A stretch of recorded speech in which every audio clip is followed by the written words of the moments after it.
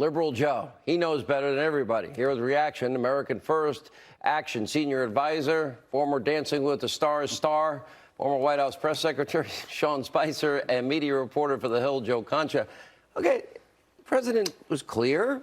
He has doctors. I'm sure the doctors at some point will give the report like they did last year about president's weight, blood pressure. Apparently, he's in great shape. He seems like he's got tons of energy, doesn't he? Yeah, remember that report last year, Sean? That was doubted as well. That doctor was scrutinized as well. You played Sanjay Gupta there before. He had said last year that he felt that the president had heart disease. Now, how do you do that when you're diagnosing somebody from afar? Everybody's doing these Maybe prognoses. you can look at us and tell us if we have cancer early, and then we could detect it. We'll try that next. Sure. Joe Scarborough, same thing, 2 years ago, said that the president was suffering from, quote, early onset dementia. That was 2 years ago. Should we be at another stage at this point? And the thing is, there's never going to be any sort of apology or any sort of retraction because the bosses at these networks allow these things to be said, and there's no accountability whatsoever. So it's the Wild West, and the inmates are running the asylum. You know, Sean, I know you dealt with the mob and the media. So I'm watching the biggest liar on the Trump-Russia collusion, witch hunt, hoax, conspiracy theory was the congenital liar Schiff.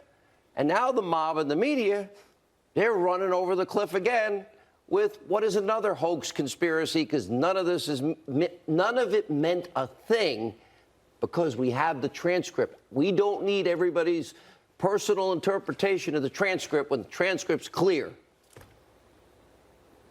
I think that's right. There's two issues. One, and you bring this up, we're having a conversation about what people heard from someone who heard it from someone. When we have a transcript, we can read it. We can decide for ourselves whether or not we think that what the president said crossed the line or not. But he's put it out there. He's been very transparent about it. Here's what he said, why he said it. He's described the call himself. I think this idea of calling a bunch of witnesses, there's a reason that the Democrats have failed again in trying to create this spectacle, is because everyone knows that they can go read the transcript and make a decision for themselves.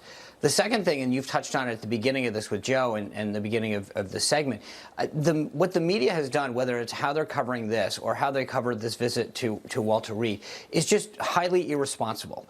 And when you look at why people are trusting the media less and less, and why, frankly, you're seeing a lot of the business models fail, especially at the local, is because they're not reporters anymore. They're speculators, they're pundits. They're there to give you their opinion. Of course, their opinion is always very one-sided. They give you the liberal point of view.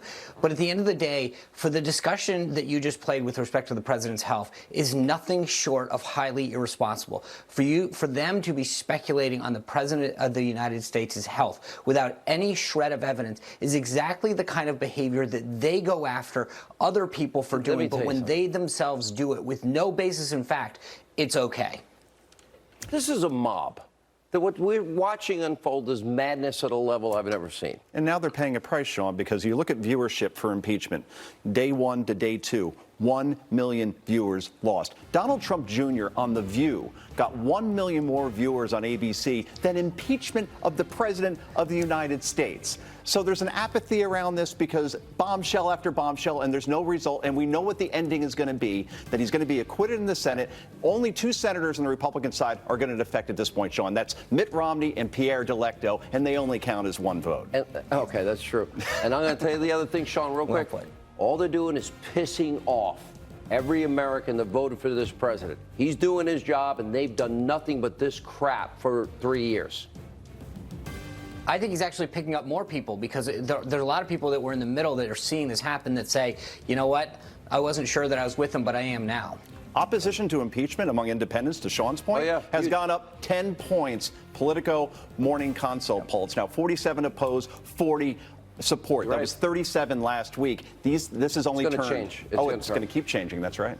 All right. Thank you both. The FBI